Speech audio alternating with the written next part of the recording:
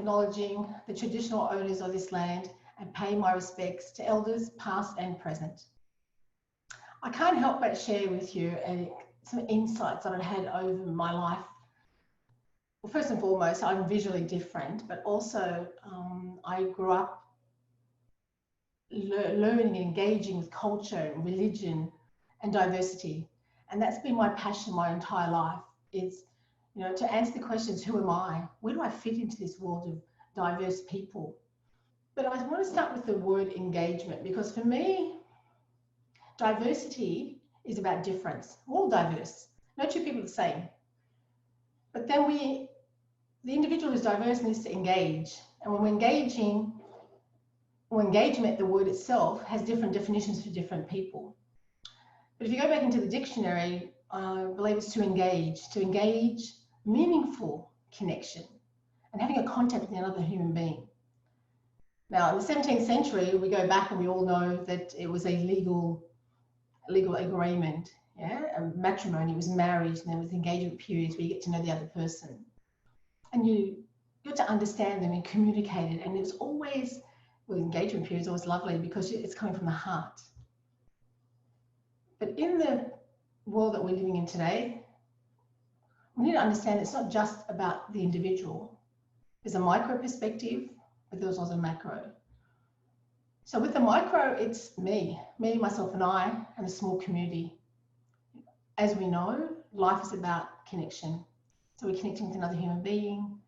You know, we feel well, we feel good, we feel happy, mentally, emotionally, spiritually.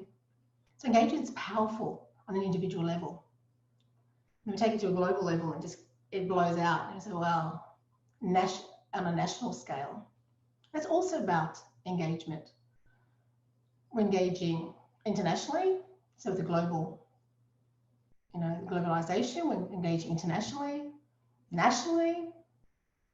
Then there's the social, there's the economic, there's all these advantages. We're looking at innovation, creativity.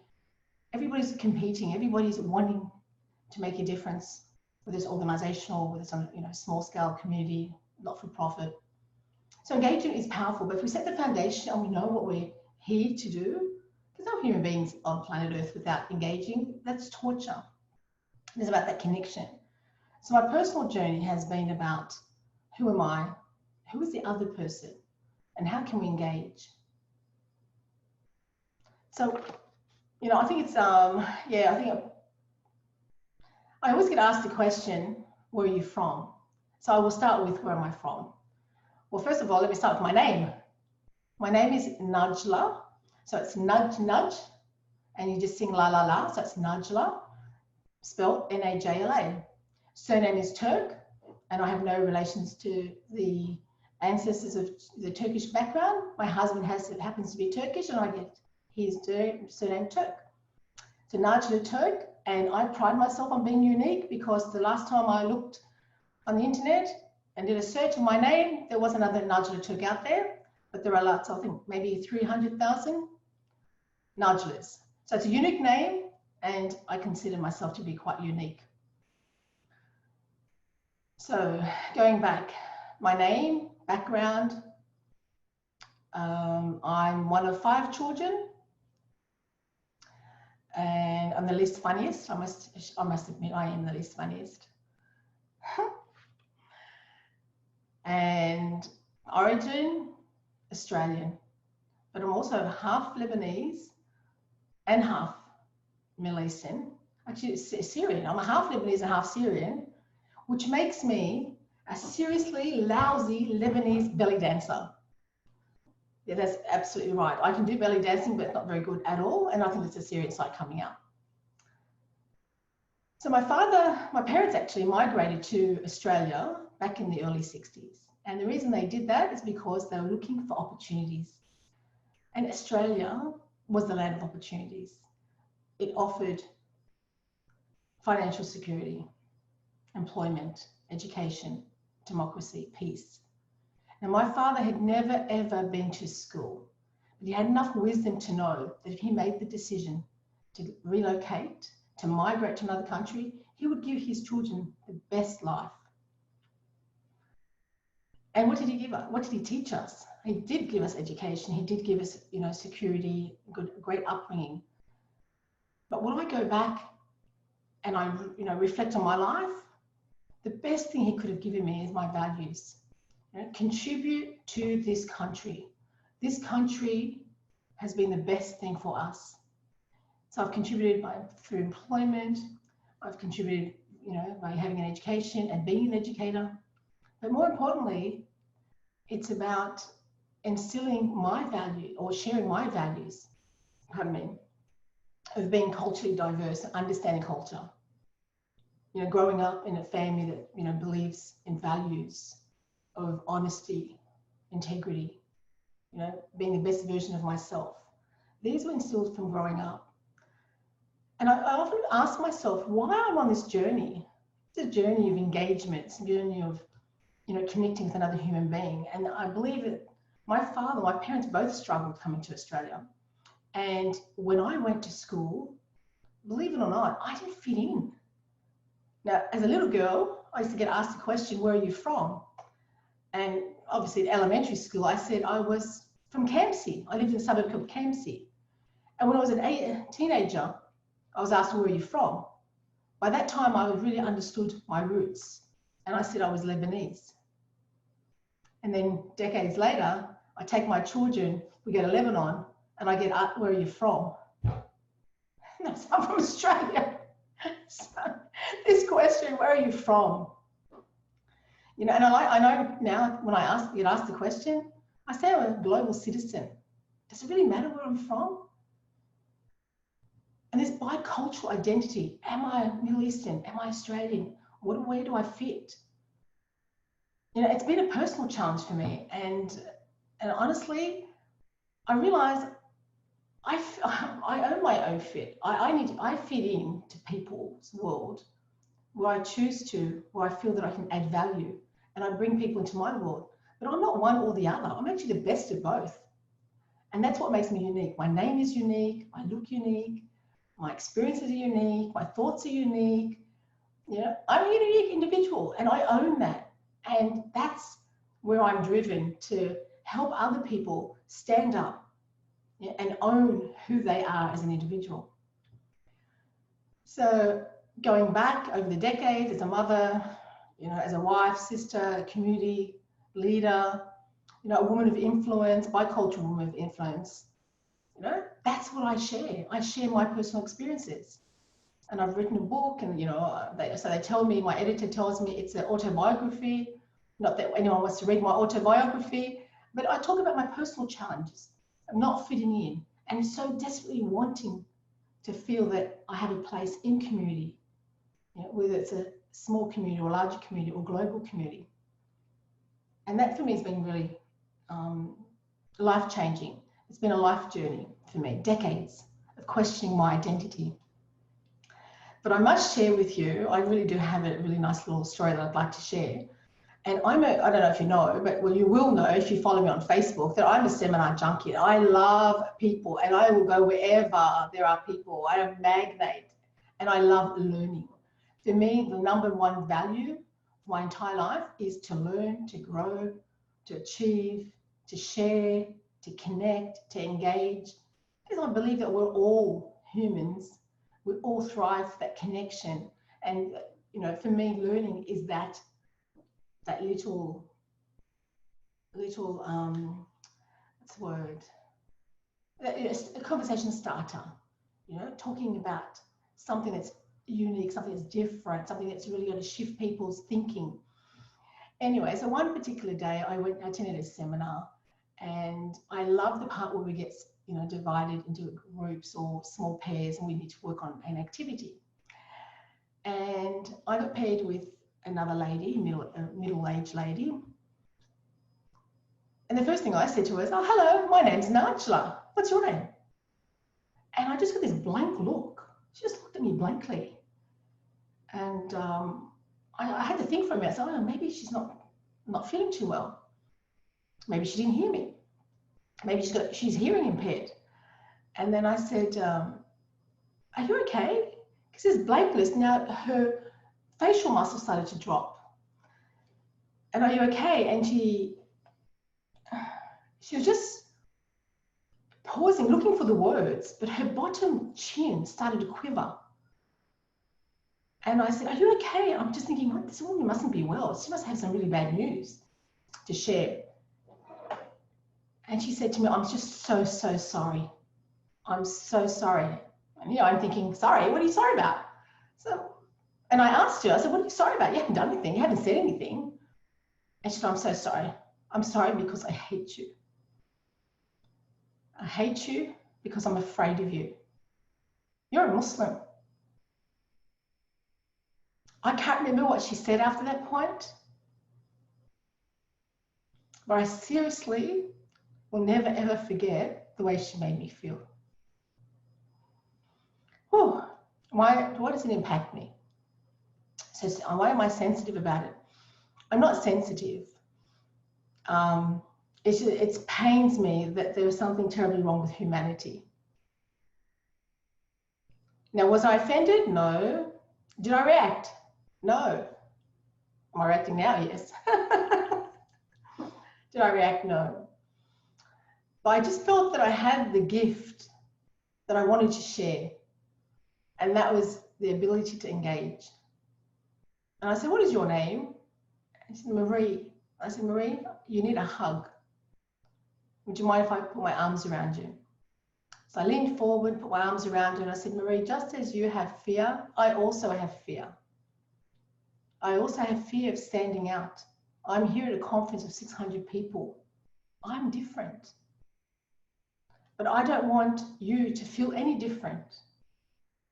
To feel any feeling other than safe, to be feeling safe and comfortable. What do you say you and I skip the activity and have a little chat? So we did. We skipped the activity. We stepped outside, we sat down, had a bit of a chat. And I said, this is your opportunity to ask me any question you'd like to ask. Unsolicited questions. And boy, did I get pelted with questions. Oh, yeah. And the first question was, believe it or not, where are you from? And I didn't say I was a global citizen. I wasn't that smart at the time to say that. I just said I'm Lebanese, like that. And then she said, the next question, does your husband have 4 wives?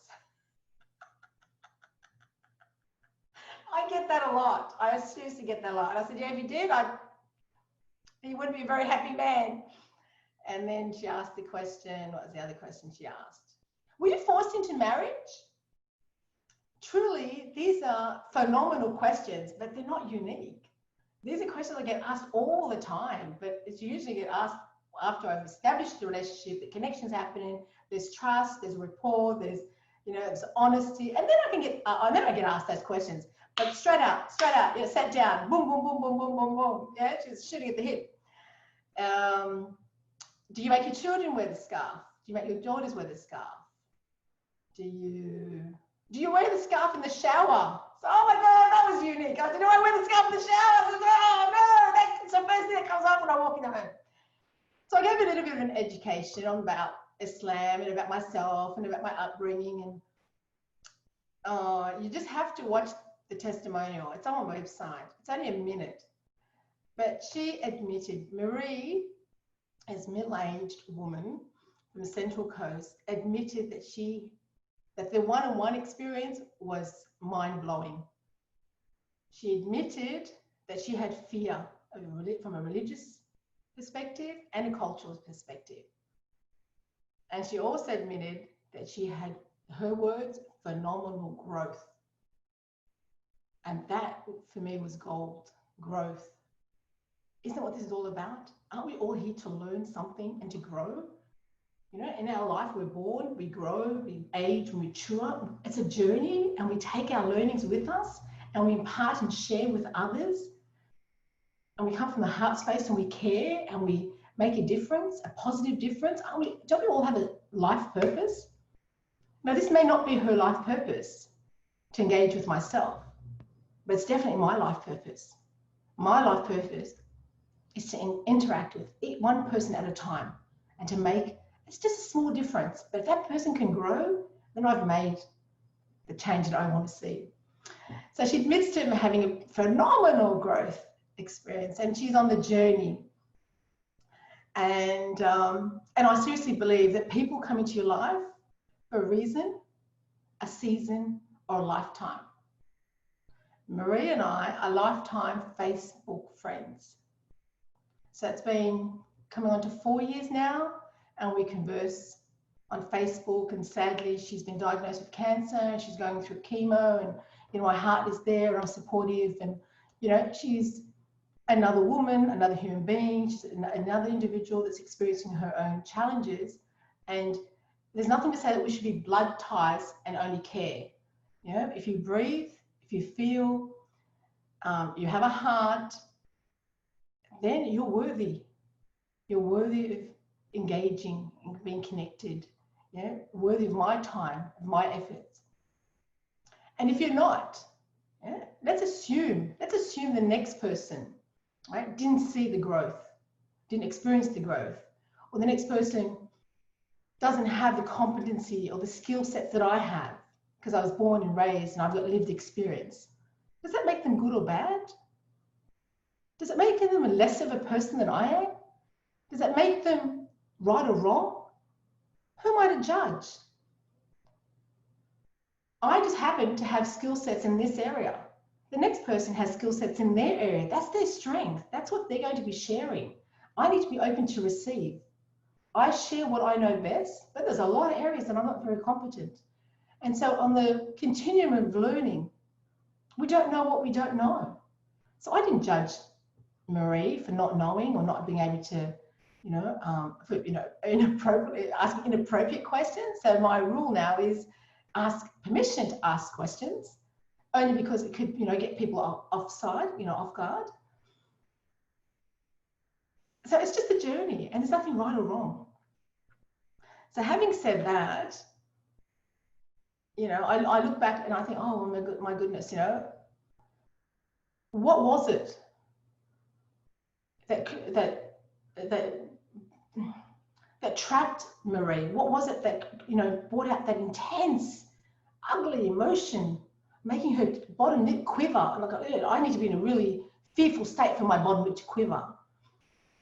And when you analyze it, it's all coming from the mind. It's a belief, there's a conditioning up here, and then it attaches itself to emotion in here, and the two compound, and it's extremely ugly, extremely negative, extremely painful for all parties. So, when I speak with people about engagement, whether it's workplace engagement, consumer engagement, employee engagement, stakeholder engagement, it doesn't matter who we're engaging with. You're engaging with another human being at the other end, regardless of what their name or title is. And we need to be sensitive to what's going on in their head, because if you remember, everything that's happened from or prior to our births in our DNA, but it's all gets stored in our mind, and there's this massive collection of thoughts and ideas, and experiences, positive and negative. For Marie, what was her personal experience? Did she watch the movie called Not Without My Daughter? Has she been listening to the news? And she had a bad experience with one of her clients as a hairdresser. I'm not here to judge Marie. I'm just here to help Marie on her journey. And just as I would love for people to reach out and help me on my journey, because it is a beautiful journey, and to just be in this place and time, and with all these challenges going on around the world, we need to connect. And connection is huge. And sadly, with COVID, look what's happening to the humanity. You can't shake hands. You can't give anyone a hug. Yeah. You can't be in their personal space. And we're 1.5 meters, 2 meters. I had one specialist when I visited last week. He was spraying the pen when I handed back the pen after I signed paperwork. He sprayed this pen. Like, how did it make me feel? Are we considering how we're you know, how our, you know, the detriment to this lack of engagement and how it's impacting on people. Masks. It's covering half my face if I wear a mask. How does anyone get to see my smile? Smiling is contagious. You catch it like the flu. When someone smiled at me today, I started smiling too. We're not smiling. You walk in the street, no one's smiling. You can't even see what's under their mask. So I put a smiley face over my mask. I still want people to see the smile. And the smile reflects what's happening on the inside. And sadly, if we're not engaged in the workplace and in community, even with this new way of communicating, Zoom and Facebook, where we're not meeting people, we're not dressing up, we're meeting them, you know, being in their personal space and feeling their energy and their joy and their happiness, that's detrimental to our humanity engages on a business level, you know, organizational level, you know, a national or global level. It's impacting the business, impacts innovation, and people in a state of fear. In my last book that I wrote, only 13% of employees are engaged in the workplace. 13% engaged. It's a lot of percent. It's a big percentage is disengaged.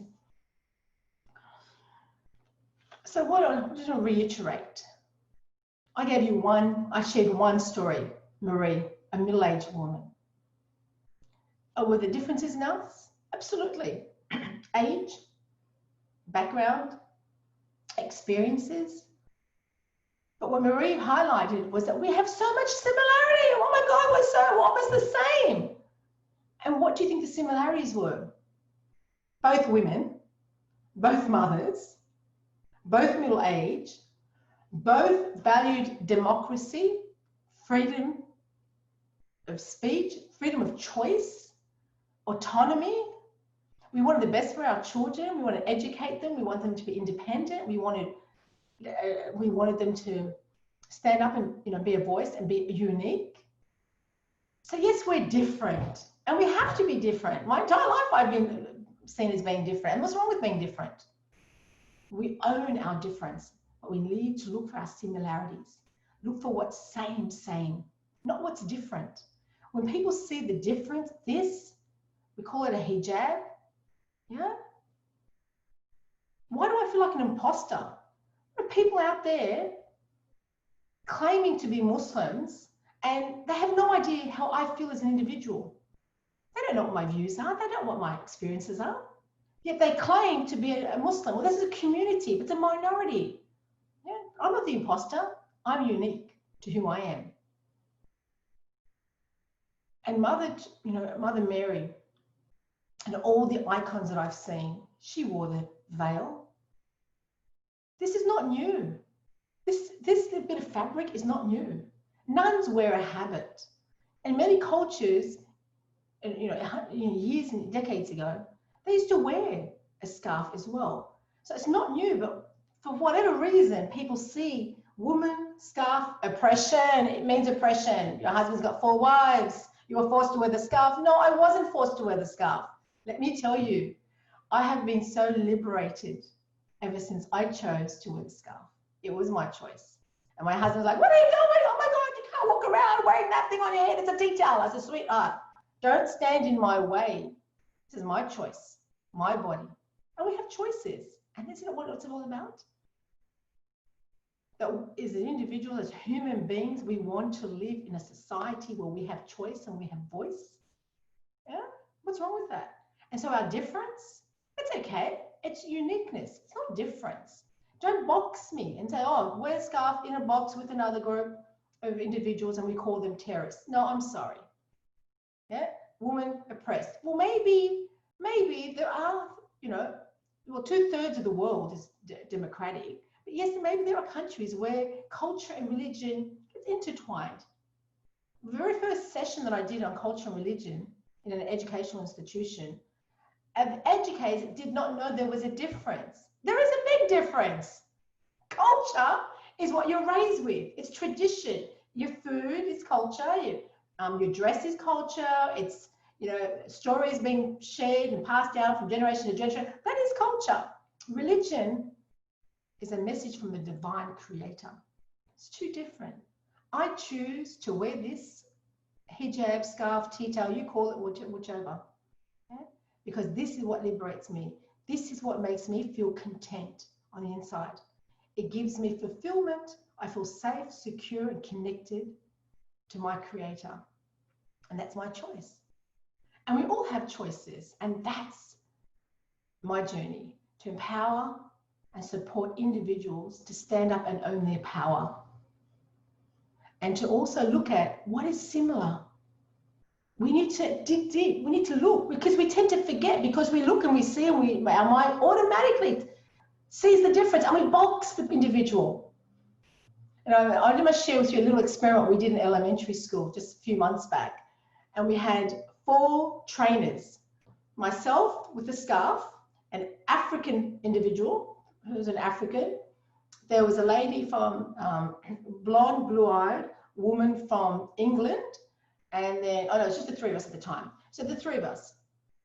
And we asked the elementary kids, which one of these 3 presenters was from Australia, born and raised in Australia? They looked at me, 100% of the kids' hands went up. No, not her, not her. I was like, wow, this is profound.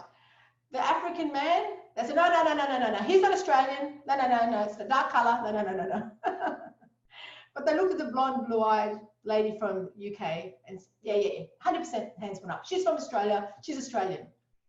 We are indoctrinated from a very young age that we fit in. Australians must be white, blue-eyed.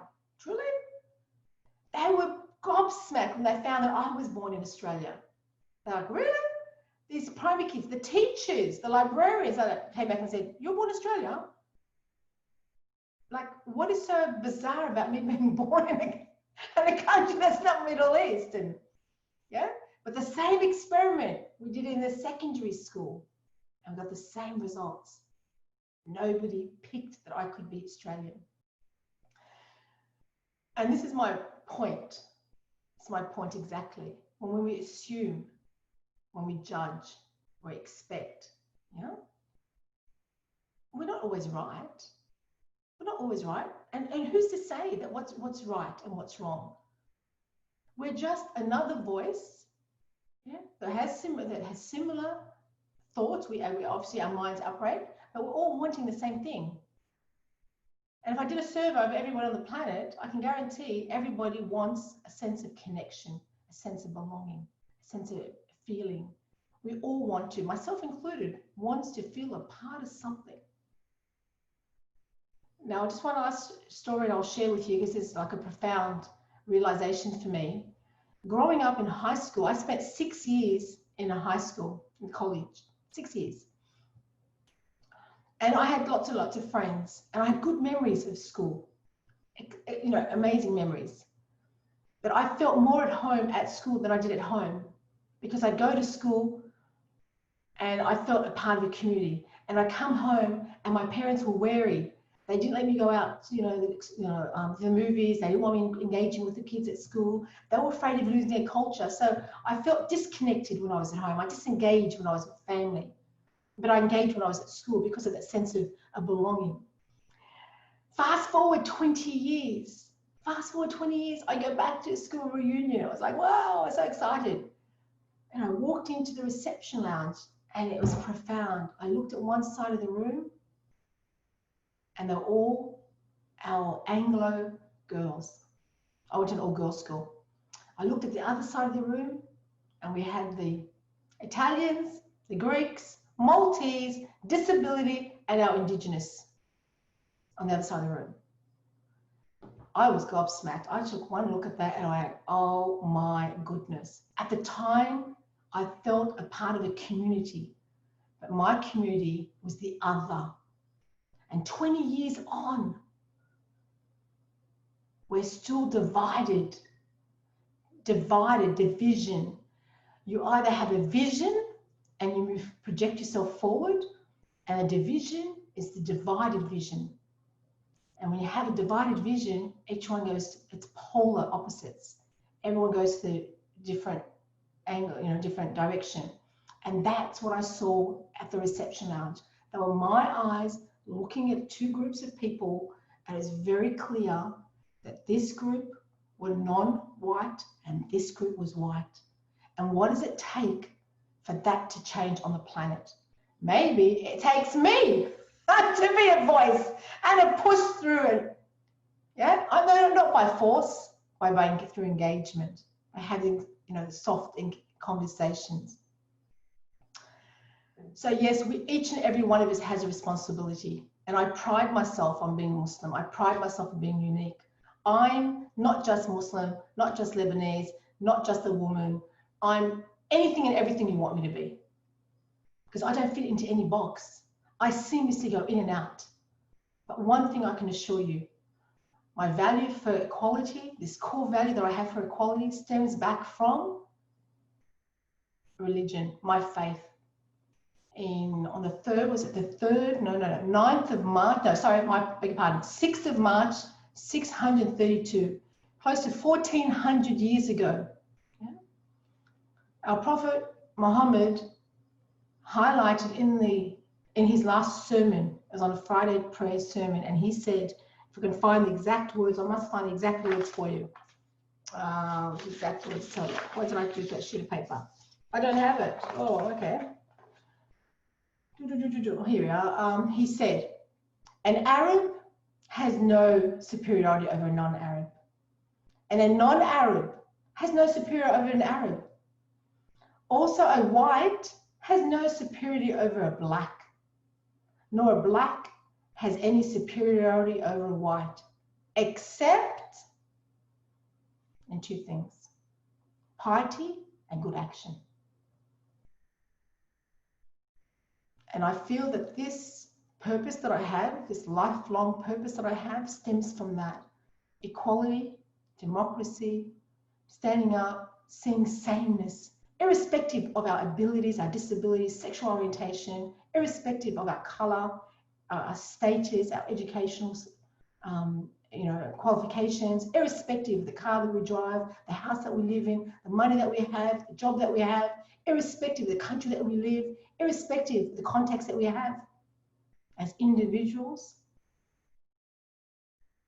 we are love, we are deserving of connection, and we are people that need and desperately need to make change. So I want to put my hand out to you, because I can't touch you, but also I'd like for you to put your hand to your heart and make a vow. That we vow that we, it's no longer about me, it's not about you.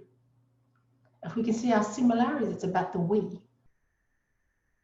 So we vow to make this planet a better place, and we vow to push aside our visual differences and differences of clothing and differences of beliefs and ideas and ideologies, but to go deep, deep, to look through the external, to look through what's on the outside, and to feel what's on the inside, because that's how you're going to make change.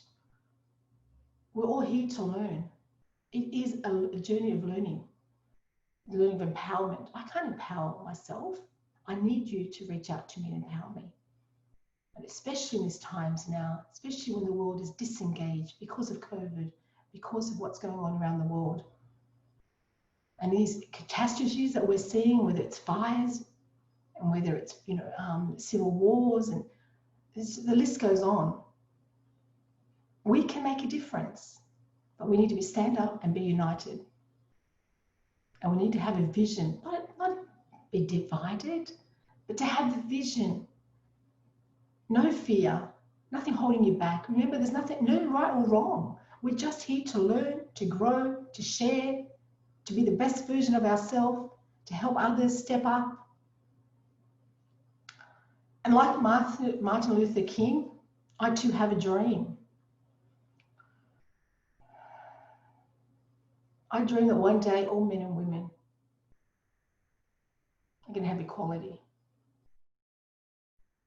I also dream that all people of different denominations will come together, put their hands together and move forward as one. And I also have a dream that individuals who are experiencing difficulty and challenges on a personal level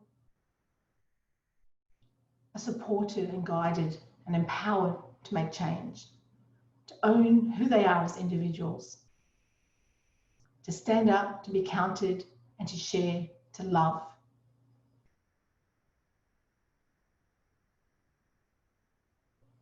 Stand with me, walk with me. Engagement is all about understanding. It's simply about respecting individuals for being different. Engagement is more about sameness before difference. We're the same because we want freedom of voice and choice and independence, equality and democracy. We're the same because we all have heart and we're here with our purpose. We all have a purpose. It's a matter of finding our purpose. And in the interim, we're engaging with humanity. That is what is before difference. Now, irrespective of how I dress and the color of my skin and who I say I am, we should be united. So stand with me and join me, and thank you so much for your time.